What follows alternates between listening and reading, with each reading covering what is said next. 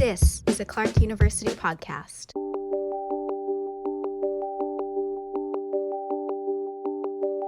So I actually think the challenge right now is how do we hold space for those feelings of wonder and curiosity and creativity in the midst of all of these things that are happening to us. One of the epigraphs of the book is my mother saying people need to know that the universe is bigger than the bad things that are happening to them.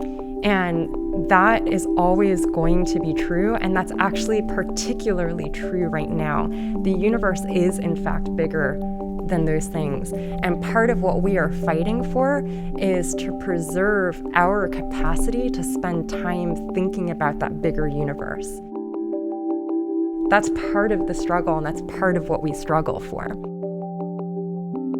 Chanda Prescod-Weinstein, Associate Professor of Physics and Astronomy and core faculty in Women's and Gender Studies at the University of New Hampshire, just visited Clark to deliver a presidential lecture about physics and Black feminist science. At a round table in Clark's Dana Commons building, we had the honor of recording Chanda as she gathered with a group of students studying the sciences.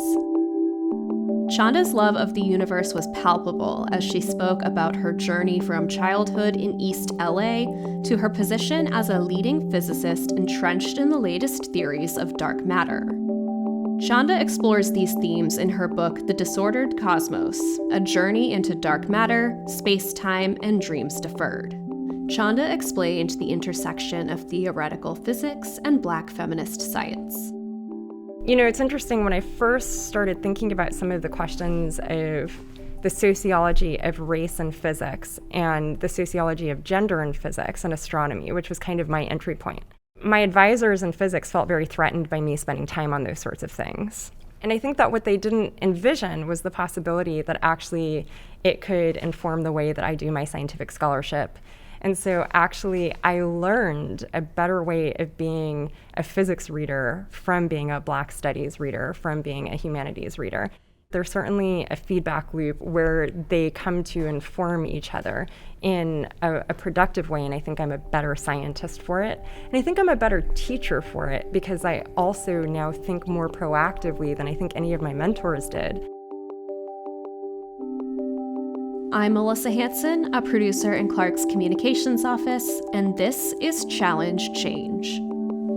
This episode is a condensed version of Chanda's conversation with students, recorded just an hour before she delivered a lively presidential lecture in Tilton Hall. The conversation was moderated by Clark's Betsy Huang, Associate Provost and Dean of the college, and Esther Jones, Associate Provost for Faculty Affairs. Here's Esther.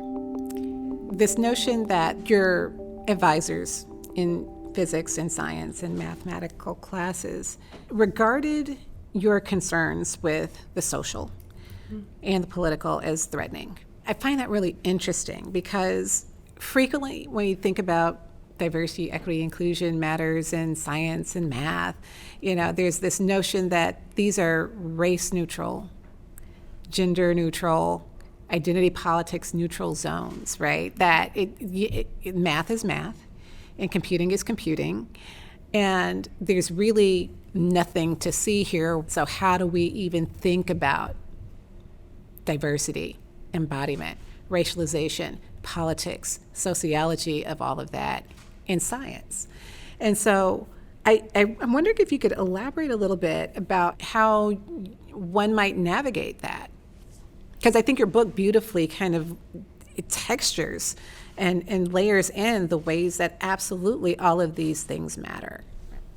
So I think there's a narrative that's certainly popular in the media right now that, for example, we professors are indoctrinating students, right? And this narrative is particularly strong about those of us affiliated with Black studies, Africana studies, women's and gender studies, sexuality studies. And I will say that if I was indoctrinated in some way, the first thing that happened was I was indoctrinated into this idea that science was free of gender and race considerations. That's what I was socialized into from birth, right? Then I think the second indoctrination was actually being confronted with how not true that was. not because people were feeding me information and giving me books and telling me it was going to be bad, but because I was literally having bad experiences and was trying to navigate them. I did my PhD at the University of Waterloo in Southern Ontario in Canada. I worked at the Perimeter Institute for Theoretical Physics, but I was enrolled at the University of Waterloo. And when I arrived at Waterloo, the engineering school had an annual slave auction as a fundraiser. And I was shocked. I mean, this was also a learning moment for me as a Black American crossing the border, because we had all these narratives about Canada and race. Yeah. And I would say my takeaway is that it's half dozen on one and six on the other. I heard racial slurs on that side of the border that Americans don't even use anymore, right? And so there was that element. But they had the slave auction, and I was completely stunned. So I made some comments to the press about how deeply offensive this was because of the legacy of racism and slavery in North America.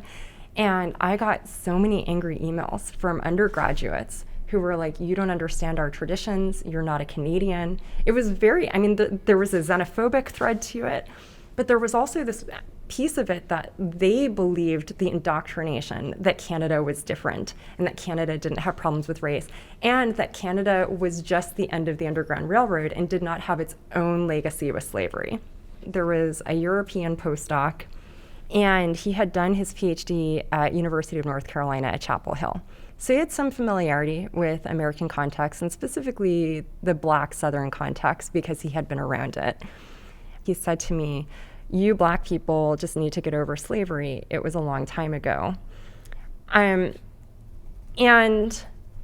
I was so stunned and I was so afraid because this was a person who was more powerful than me. And I was at that point supposed to be working on a research project with him. And so I sat there kind of trying to decide, what do I say? I tried to push back a little bit, but I was afraid. And I chose mostly silence in that moment. And I went to my PhD advisor and said, you need to talk to him and tell him to apologize to me. And he was like, look, you're a Black woman. These things are going to happen to you. And you have to get used to it. And so I will say that was part of the scientific dynamic there, which was you're supposed to swallow racism because you're Black. That the expectation was you have to get used to it if you want to get along in this field, as opposed to I will fight for you so that you can get along in this field, which was a very different message. This story made one student curious about how Chanda's position as an outsider impacted her academic journey. Here's Isaac. Now that you've achieved tenure, looking back into your career, would you say there was a moment where you felt like kind of being the underdog played in your favor? So I think that there were certain rules that I just didn't feel beholden to because I knew that they didn't care for me. And I think that there's kind of a liberation that comes with that. And so I do think having that outsider's perspective was valuable because I got used to being unique, being independent, being the outsider, and not going along with the crowd. And I do think that has served me intellectually. Within my actual research field in dark matter physics, one of the things I'm best known for, which I'm not going to explain at all, so everyone's just going to take this on face value. One of the things that I'm best known for is exploring how the self-interaction of the axion actually shapes how dark matter halos are structured. So all you have to remember from that is the significance of the self-interaction. So I grabbed onto that when everybody was saying, oh, the self-interaction can't possibly be important. You can pretend it's not there. You don't need to include it in your equations. And I had my whole research group basically studying this for the last 5 years. And now people cite our papers that show that the self-interaction is significant. I think when you're socially located the way that I am, and you're a public scholar in the ways that I am, and you're an advocate who's not afraid to cuss and tell people they're wrong, that your science has to be sharp because people will come for you. And so that's not to say I wasn't strategic, but that also I felt comfortable following my scientific nose and I didn't worry so much that other people weren't having the same thoughts as me. Sorry, that was a really long answer. I think the long history of these kinds of things demand long answers. Mm-hmm. And as a matter of fact, I think long answers are inevitable because that's probably still a very, very short answer to very, very long-standing problems. Esther asked if Chanda could explain to students how studying science was a means of understanding not only the physical world, but also the social and political world. It's a question Chanda has thought about extensively. So I will say one of the things that I reflect on tonight is the difference in the lives that college students of today lead simply by virtue of being post 9/11, because 9/11 happened at the start of my junior year of college. And also when I went to college, we knew that we were concerned about the environment. But my generation had really, I'm an old millennial. I'm a zennial, I guess. I'm like that weird in-between group that nobody knows what to do with. We were told reduce, reuse, recycle. There's a hole in the ozone. Just don't use PFCs or whatever it was, and it'll be fine, basically. And we were also at the end of the Cold War, and so there was the anxiety about nuclear catastrophe. I don't think that anxiety matches the one that you all have to live with, in my view. I've been thinking a lot about how that makes it very difficult to be like, yeah, let me just think about what's cool in the universe, right? Because you're like, my whole way of existence is constantly under threat. And this is especially true if you are a student of color. It is especially true if you are a queer student. That your whole existence is under threat in a lot of different ways. And frankly, I hope this doesn't come off wrong. That's a terrible way to go to college. That's not what I want for my students, is what I will say. Is I want my students to walk into my classroom and be like, F yeah, stellar nucleosynthesis. Here's Nina, a student who wanted to know how best to combine the study of technology with the study of the humanities. As a computer science student, and Ella, Isaac, and Abigail were all studying computer science, and Jasper is studying biology, like, what interdisciplinary approaches can there be in our fields, similar to how you've kind of created these interdisciplinary approaches towards physics? So I think the amazing thing is that we're in a moment where there are a lot of different people thinking about these intersections, right? And I actually think for those of you who are learning computer science type skills, this is a particularly important moment because there are going to be a lot of ethical questions before you, and you're already thinking about those questions, I'm sure. And this is also true for the bio people because those two things are going to meet in biotechnology. Oppenheimer is a great example of what happens when scientists are only accountable to each other and to the establishment and are not accountable to the people on the other side of the bomb, on the other side of the land removal. And the Oppenheimer film doesn't really grapple with what happened to the people whose land was desecrated. Chanda said this concept is particularly important for those working with large learning models, technology that many people are referring to as artificial intelligence. Those who are interested in creating a class of objects, creatures, whatever you want to call them, who can do work for free without the ethical considerations of slavery, I think are interested in slavery. That's my perspective on it. They are interested in how to construct a slave class that they don't have to be accountable to in the way that people were eventually pressured to be accountable to enslaved folks in the Americas and beyond. I understand that some people will feel that that's a really strong statement, but you have to ask, what are you looking for when you look for that perpetual motion machine who will do things that I tell them to do without me ever having to think about the impact on anybody else but myself? That was the setup of chattel slavery. That was what they were looking for. And so the question that I want everyone to be asking themselves is, am I sure that we as a society have moved on from that search? And I think, this is one of the reasons that they think that we're all indoctrinating the students with critical race theory, because I actually think what I've just done is taken a critical race theory lens and applied it to the dialogue about what these computer programs and eventually robots that may be paired with these computer programs should be doing.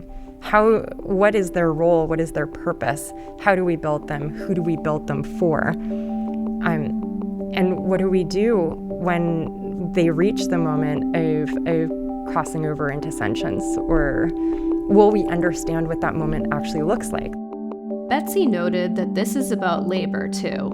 Once labor is connected to sentience, that's the only form that we will respect the labor. We don't respect labor that is not connected to what we believe to be sentient. Power dynamics reminded Esther of a key theme in Chanda's book. There are all sorts of ways in which power is constructed, the way it circulates, the way it operates, the way that it compels certain sorts of contortions, if you will. But you talk about power in a really compelling way. I was very interested in thinking through how do power relations work in science, and how do those power relations within science structure the power relations between science as a community and a practice and the broader world and other communities. We talk about power dynamics in the classroom. Ostensibly, the professor is the most powerful person in the classroom, regardless of who the professor is.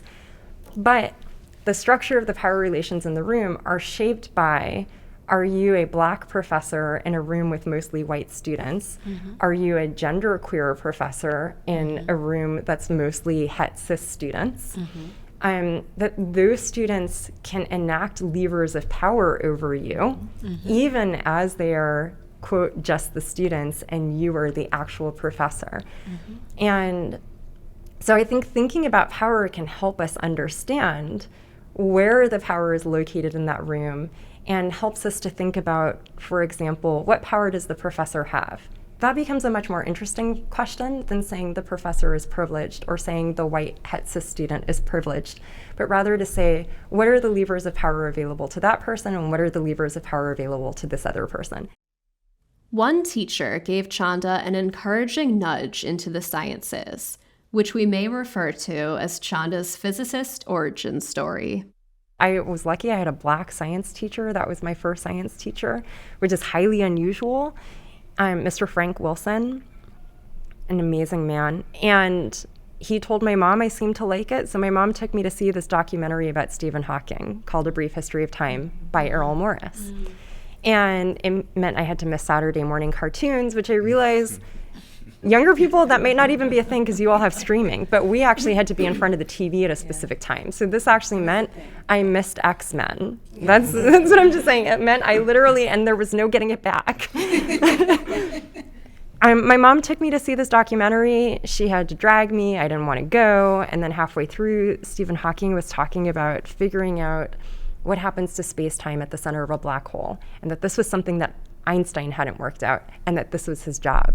And I was like, yo, you can get paid to do math all day? That was number one. You can get paid to do math all day, and that math mysteriously describes the universe. That's wild.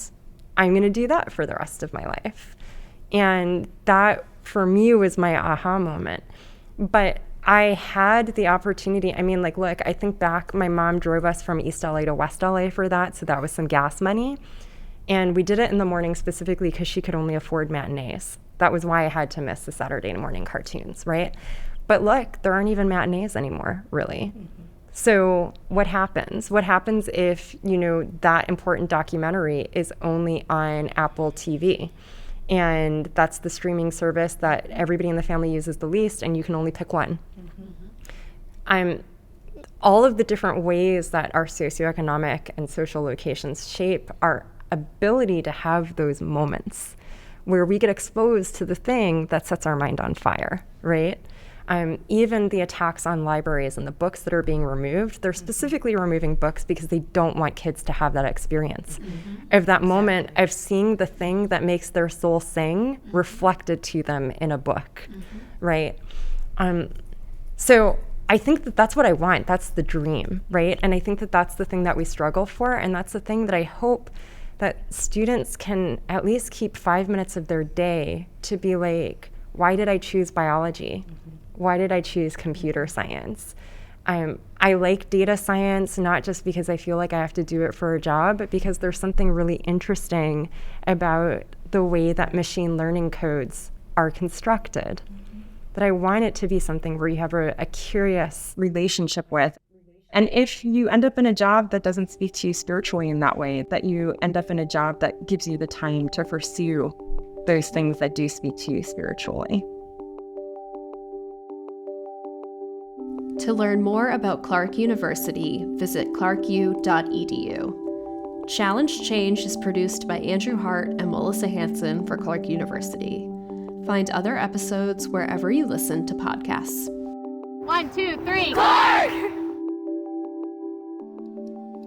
It is a matter of common experience that disorder tends to increase with time if things are left to themselves.